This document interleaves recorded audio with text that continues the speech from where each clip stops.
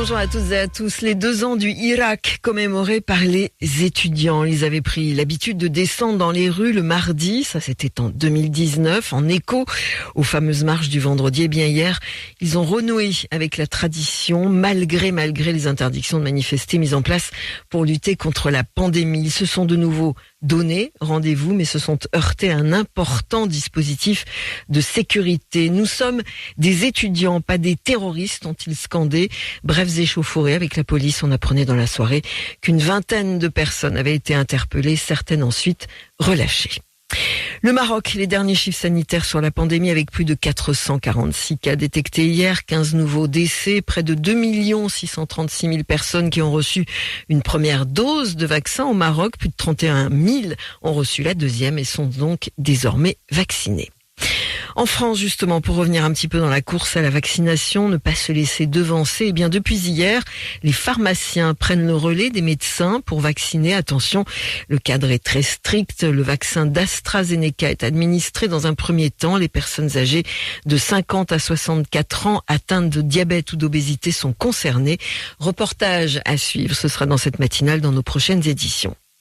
La France qui a bien du mal à faire face au Covid, à ses variants, après Nice dans le sud qui va se confiner pour les 2 prochains week-ends, eh bien, la ville de Dunkerque, cette fois-ci dans le nord, risque de nouvelles restrictions avec près de 900 cas pour 100 000 habitants sur les 7 derniers jours. Le taux d'incidence est 4 fois supérieur à la moyenne nationale. Le Covid, et c'est véritablement une première, les présidents argentins et mexicains qui ont exigé un accès mondial égalitaire aux vaccins contre le Covid-19, qui selon eux sont monopolisés par les pays riches. Ils demandent donc une intervention de l'ONU pour s'assurer que tous les pays aient accès aux vaccins. Où est la fraternité universelle, a lancé le président Obrador à l'ONU et lui demande d'intervenir.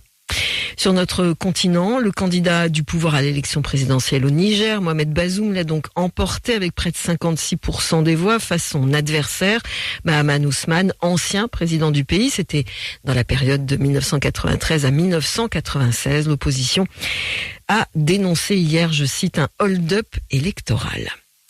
Le corps de l'ambassadeur d'Italie et celui de son garde du corps italien, tué dans l'est de la République démocratique du Congo alors qu'il circulait dans un convoi du Programme alimentaire mondial. Eh bien, ces corps sont arrivés hier à Rome. Kinshasa accuse les rebelles Hutus rwandais qui, eux, démentent fermement toute implication. En tout cas, ce matin, le chef de la diplomatie italienne, Luigi Di Maio, doit prendre la parole au Parlement.